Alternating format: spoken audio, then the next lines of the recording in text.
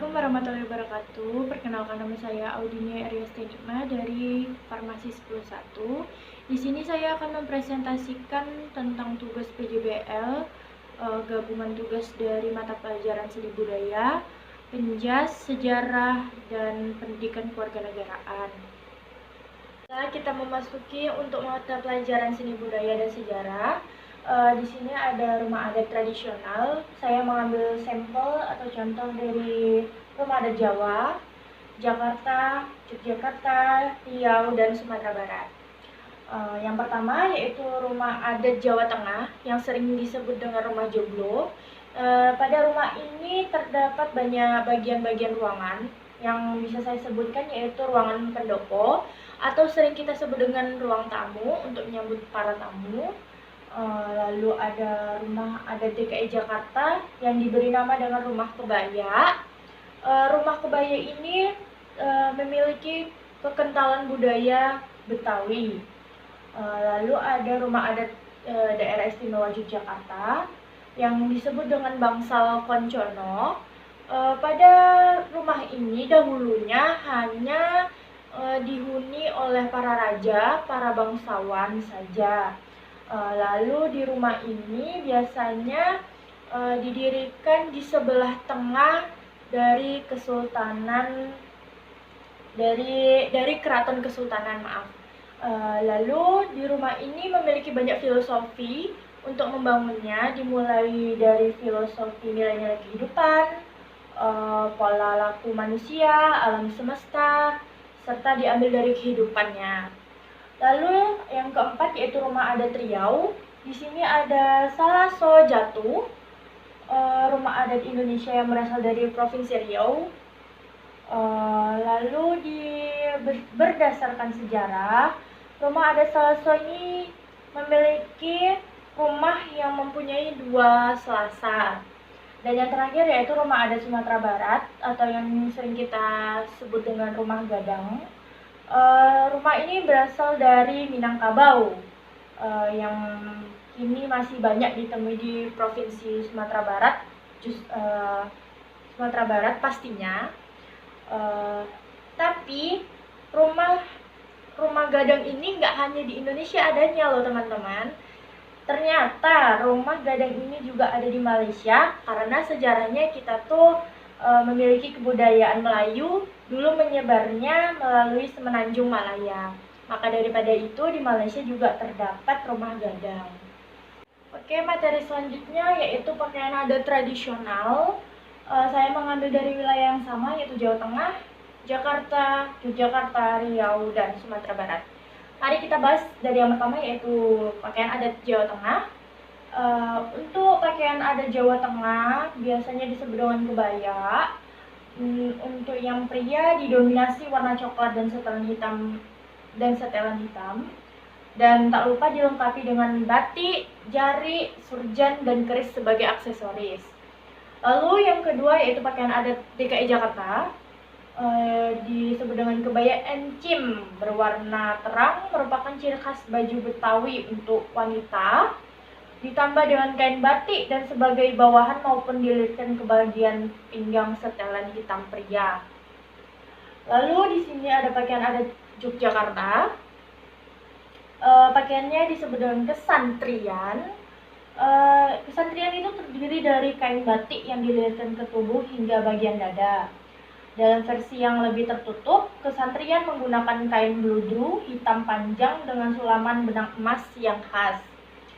Tak lupa dengan berbagai aksesoris dan hiasan kepala. Pakaian adat ini melambangkan keagungan dan sifat berani. Jadi di Yogyakarta lebih mengedepankan sifat keagungan dan sifat berani dalam memilih pakaian adat. Lalu yang keempat yaitu pakaian adat Riau. Di sini pakaian adat Riau atau yang sering kita sebut pakaian adat Melayu untuk pria terdiri dari baju kurung cekak musang yang terbuat dari kain berkualitas seperti satin dan sutra. Kemudian ada sarung serta kopiah juga seperti ini. Kemudian wanitanya menggunakan kebaya labu atau bisa disebut dengan kebaya yang lebih lengkap.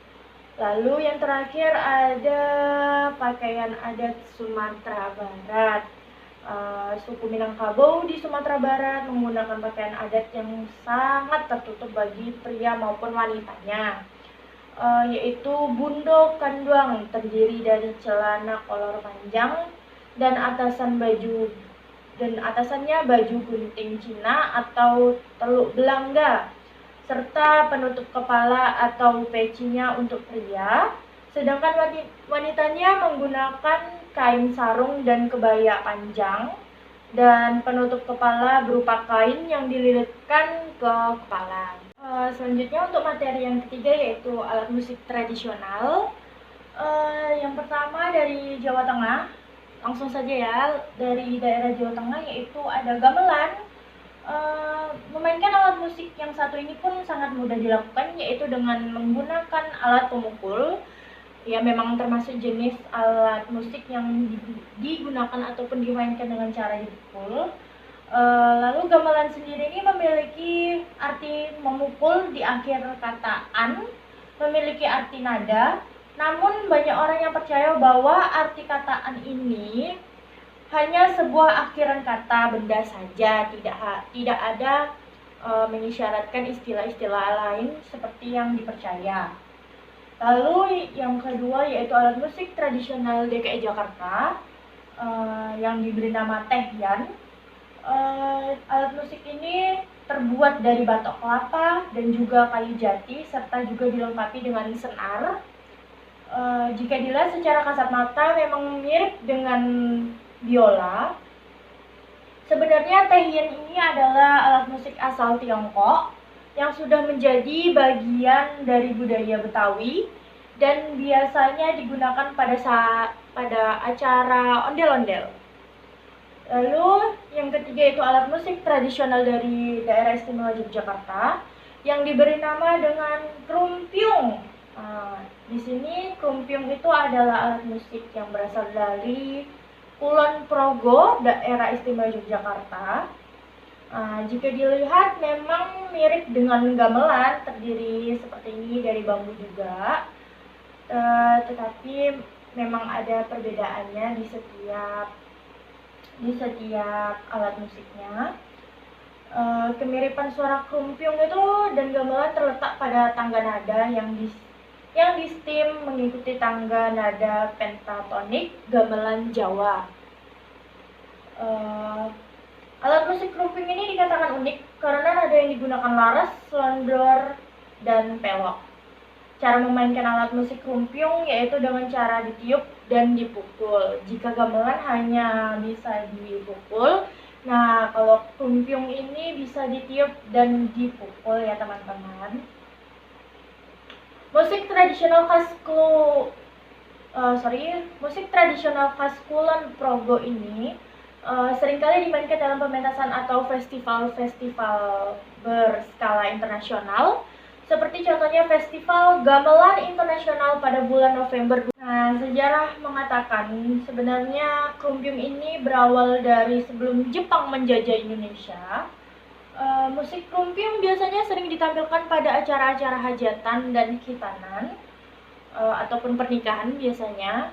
Lalu awalnya musik krumpiung ini pernah seolah menghilang sejenak setelah Jepang masuk ke Indonesia pastinya. Kemudian muncul lagi pada tahun 1973 hingga sekarang. Lalu yang keempat ada alat musik tradisional Riau. Jenisnya instrumental musik tradisional yang dapat ditemukan hampir di seluruh kawasan Melayu. Masyarakat Melayu dan pergeseran nilai kerohanian di Pekanbaru, di tempat kita ini, yang dialami dari waktu ke waktu, membuat perubahan pandangan masyarakat terhadap kesenian gambus dan zapin. Musik gambus lebih berkembang dari sebelumnya dan beralih fungsi menjadi pengiring zapin di pentas. Awalnya gambus hanya dimainkan sebagai sarana hiburan yang bernuansa religius dan dimainkan secara individu di rumah atau hiburan bagi nelayan di atas perahu saja. Namun, perubahan fungsi gambus dimainkan menjadi lagu-lagu yang sekuler.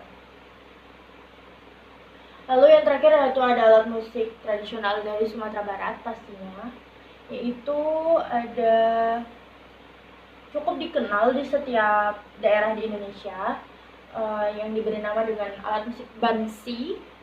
Nah, bansi ini juga merupakan alat musik tradisional khas Sumatera Barat yang dimainkan dengan cara ditiup seperti suling. Lalu bansi dimainkan dalam berbagai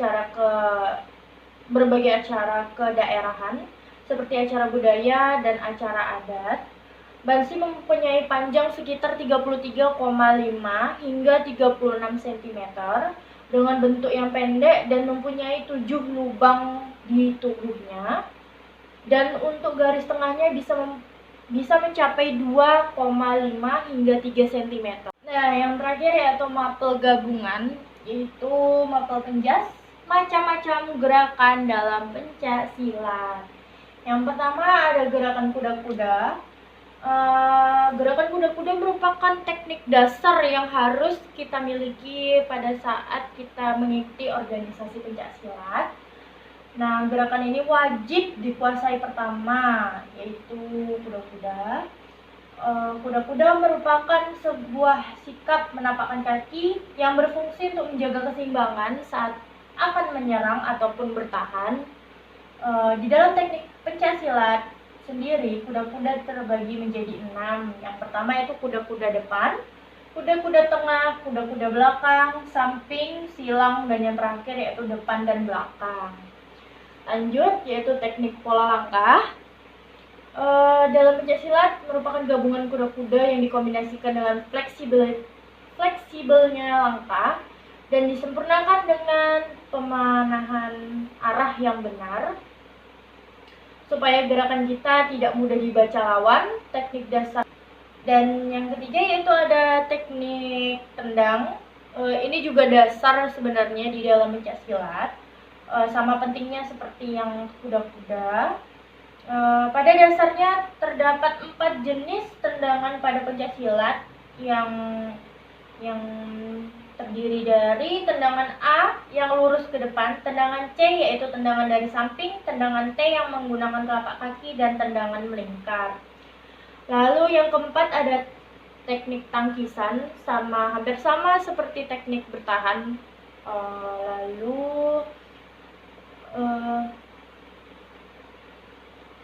Tangkisan ini merupakan usaha pertahanan dari serangan lawan.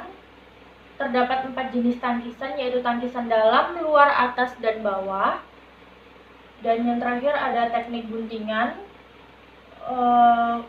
Jika kalian sudah menguasai teknik dasar pencaksilat, teknik lanjutannya yang bisa kamu pelajari yaitu teknik guntingan seperti pada gambar ini. Gerakan guntingan dilakukan dengan cara tendangan dan jepitan seperti menggunting bagian tubuh lawan yang bertujuan untuk menjatuhkan sekaligus mengunci lawan. Bisa dilihat pada di sini dia menggunting pada bagian kaki, lalu dijepit kaki lawan sehingga dapat membuat lawan kita terjatuh dan kita menang. Baiklah, itu saja presentasi dari tugas PJBL gabungan mata pelajaran seni budaya penjas pendidikan kewarganegaraan dan sejarah dari saya. Mohon maaf apabila ada kesalahan kata. Akhirul kalam, saya akhiri. Wassalamualaikum warahmatullahi wabarakatuh.